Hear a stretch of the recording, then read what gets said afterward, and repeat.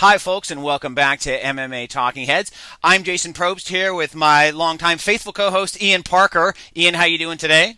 I'm good, brother. What's going on, Jason? Well, I figured now that we're back in the swing of things here on MMA Mania with Talking Heads as a regular weekly installment, we'd recap all the happenings in the MMA world. UFC on Fox 6 last night had Demetrious Johnson against John Dodson, had Quinton Jackson against Glover Teixeira. What did you think of the fights last night specifically? I guess we'll start with maybe Glover against Rampage. Any surprises here? What did you take away from this fight?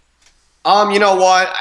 I think Rampage is just at this point of his career where everyone's just evolved and they're just that much better. Nowadays you got to be well-rounded. I mean, I know that sounds so corny and cliche, but sure, it's true. Glover is faster. He's stronger. If Rampage caught him, Glover takes it to the ground. If Glover's beating him up standing up, he chased him down. And you could tell Rampage's heart is not in this anymore. You saw Rampage actually running away. Right.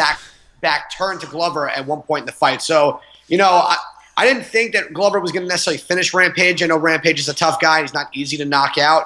But, I think everyone, their mother saw this being a unanimous decision or a very easy win for Glover.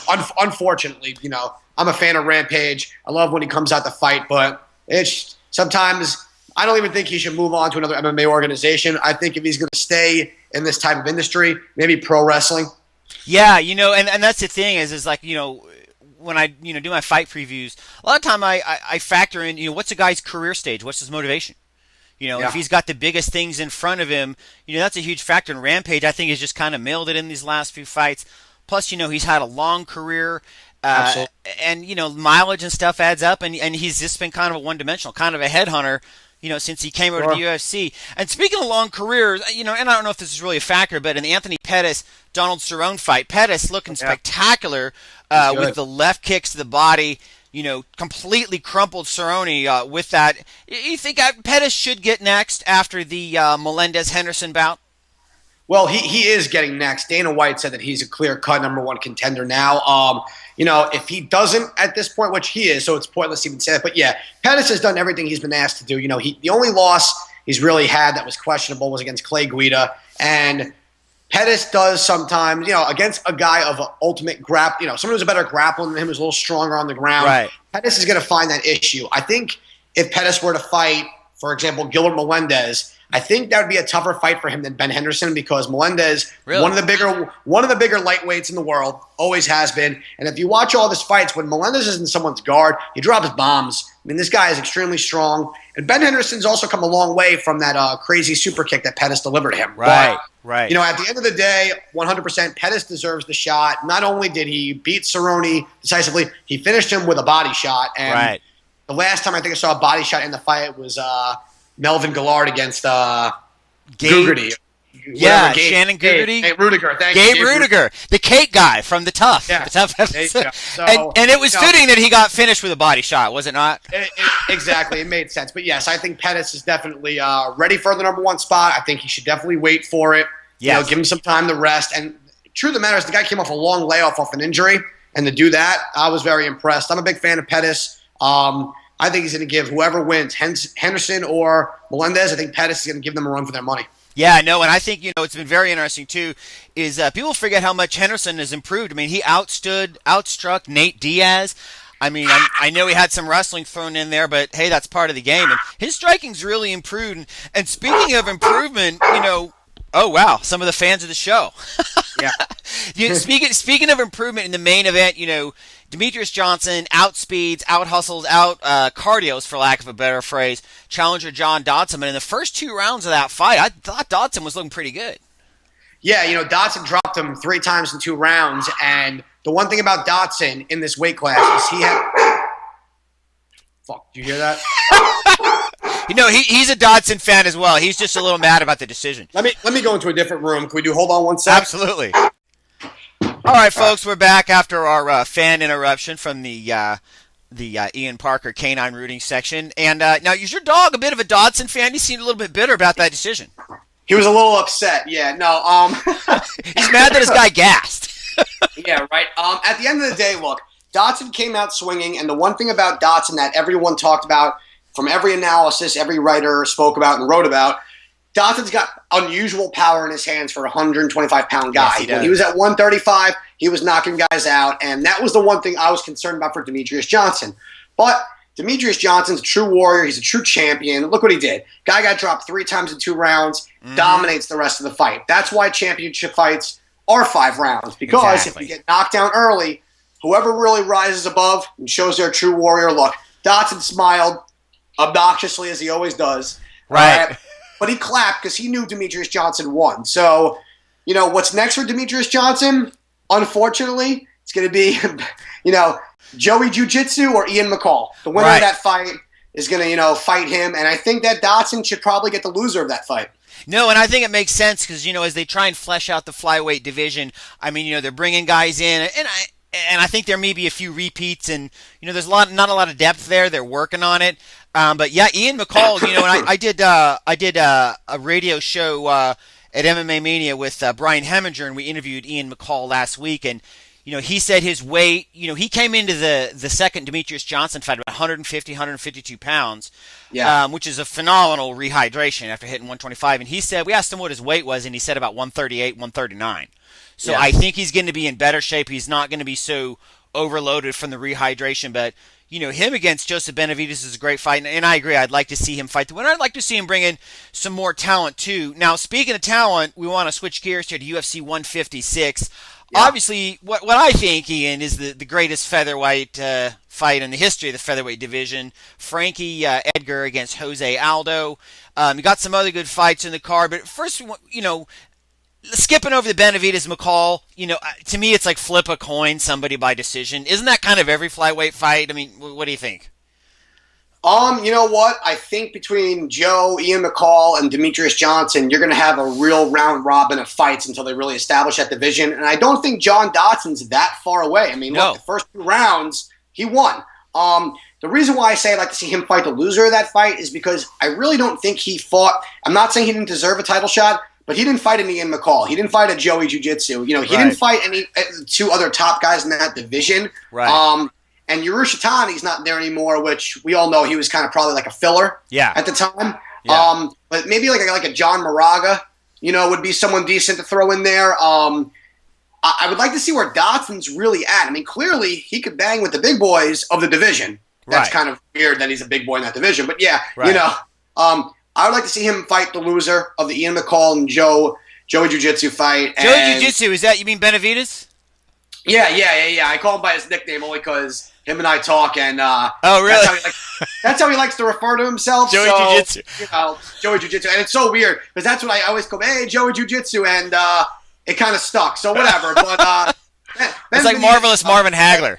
He does whatever. But no, Joey versus Ian's a good fight. Like I said, Demetrious Johnson should fight the winner. Dotson fight the loser. The problem with the weight class, I love the weight class. They're a lot of fun. They're fast. They don't run out of gas. And clearly the power is there and the technique's there. Problem, there's not a whole lot of depth. There's not going to be for a while until they really build it up. Honestly, that division needs to be on the next Ultimate Fighter. Because that's the true way that the UFC is building divisions and creating depth, is by building it through the Ultimate Fighter. This is what they're trying to do, and I hope people are starting to understand. Just like how the NBA has their D League when they draft guys, the NHL has the juniors, and the AHL. UFC's trying something here. They're really trying to build it through this. They're treating all the regional circuits as their minor leagues, and then bringing them into essentially a tryout to see the who's who of that division. I think it's a good idea because you remember when 5, 6 years ago, 7 years ago, when they started the lightweights, people thought, I don't know if anybody watched the lightweights. Lightweights are the deepest division in the sport. I mean, there's not they really are, and a lot of guys. I mean, the funny part is the 2 finalists on the original Ultimate Fighter, Diego Sanchez and Kenny Florian, who fought at middleweight, were both title contenders at 155. Right. So, and they, so like I said, the best way to do it to build a division. Do the tough show. Let's get some new guys in there, and let's build that division up because they're a lot of fun. Now, speaking of some of the other cards, we want to build up to the Aldo Edgar main event, but let's get some quick thoughts. I really like this John Fitch-Damian Maia fight. I've always been a huge John Fitch fan. No, not because I'm an MMA hipster, but because I love grinding type of wrestlers. I loved his win over Eric Silva. I thought it was indicative of everything that's awesome about MMA.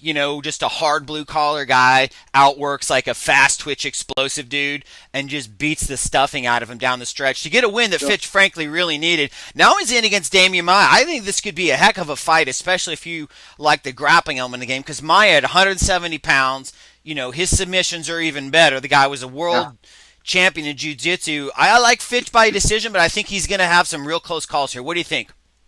Yeah, I mean, this fight can either be a snooze fest or John Fitch could fight the way he fought against Eric Silva, which against the cage, dirty boxing. Right.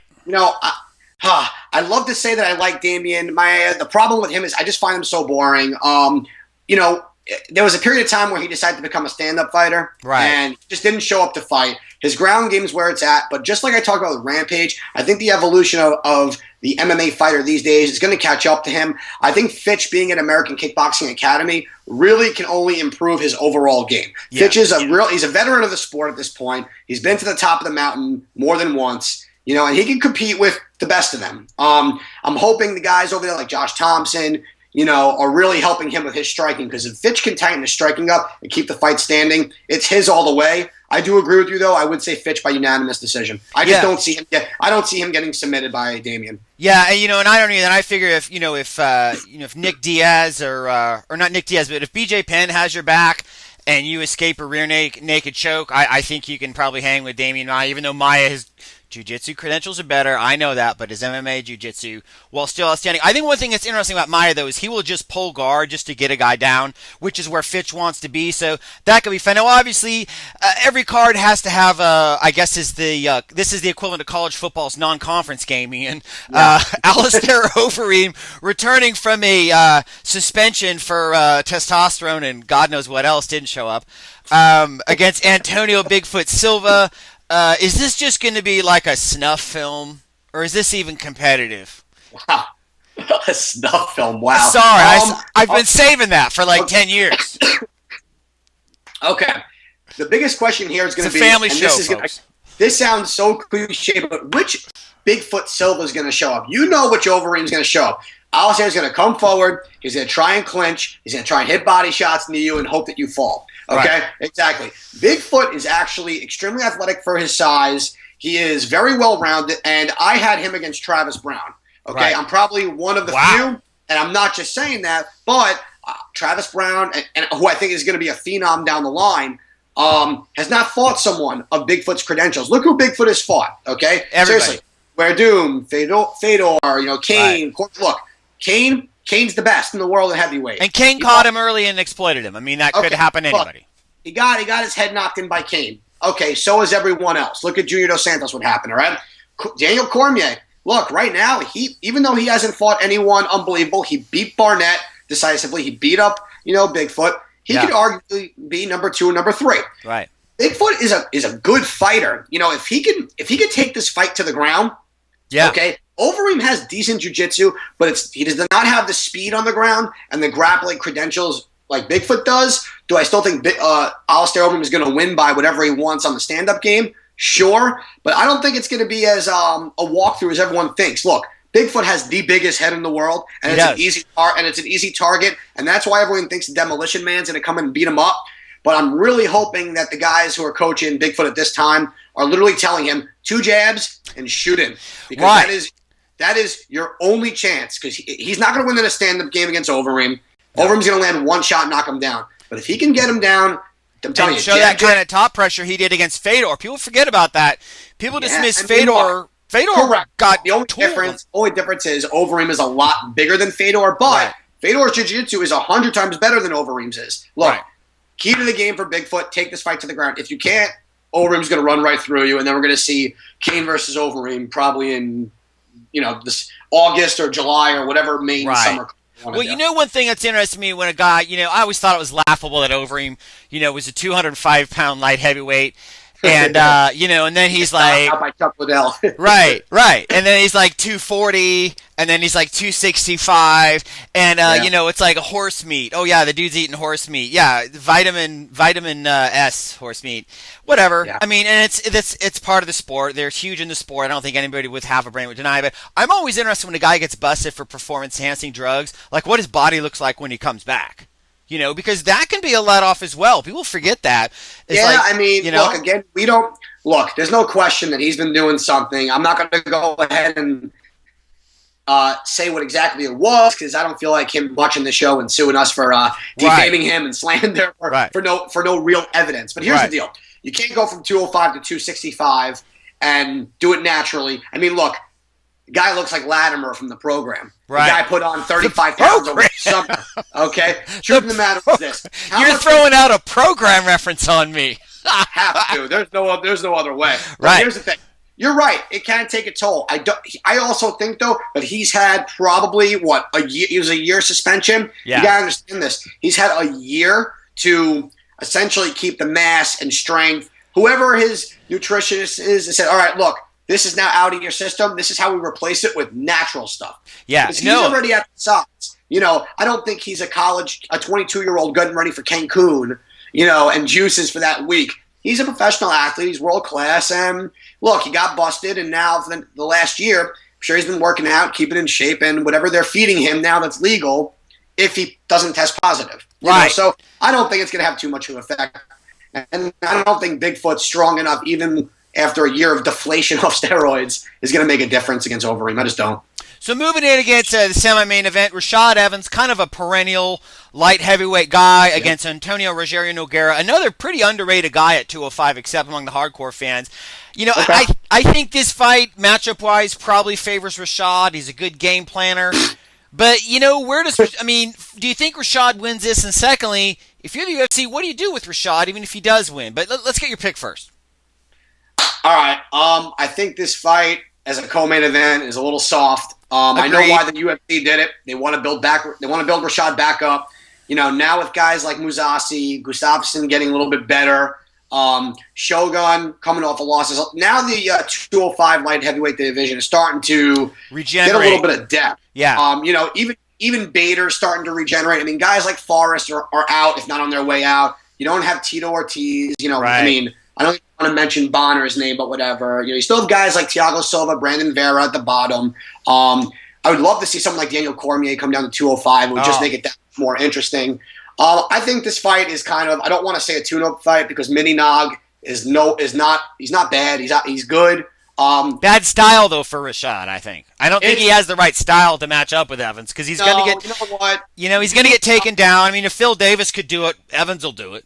Yeah, look, exactly. Mini Nog's got very good boxing, and he's got great jiu-jitsu. The problem is, I think that he is strength-wise for that division nowadays with these type of athletes. I think Rashad could beat him in the stand-up or on the ground. Right. I think the best thing for Rashad to do might even be to keep it up and just grind it out, and that's probably what Rashad's going to do. So I think Rashad wins this with no problems, and then from there, I think the question in everyone's mind is, do you move from the middleweight, right? Right. No, and it might make sense, especially given that, he's already lost a one-sided title shot. But time will tell. Okay, so moving into the main event, we've got about a minute left.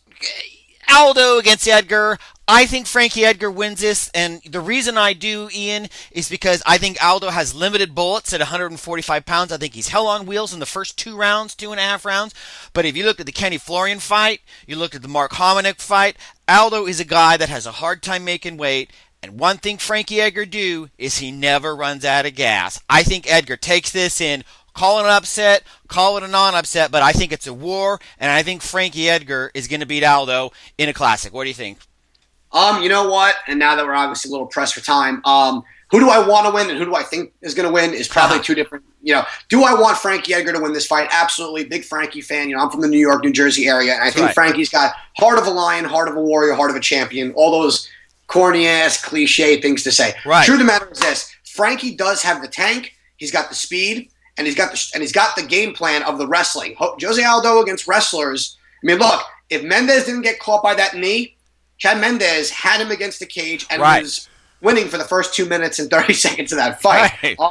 I think Frankie has the ability to do it. Look, he against Greg Maynard, everyone counted him out. He took a beating, 2 fights in a row, came back, went to a draw, and knocked him out. You know what? I'm gonna have fun here. Frankie Edgar by decision. And I'm going to roll with it. But real quick, because I know we probably have like 30 seconds left, back to Rashad Evans, because I think this is a good point to make. Mm-hmm. If Rashad Evans steamrolls Big Nog, okay? You give him the option. He fights the winner of Mousasi Gustafsson, or you send him to fight Chris Weidman at 185 to do a real #1 contender fight, because rumor has it, Rockhold versus Vitor, Belfort's going to be in April. Really? Okay.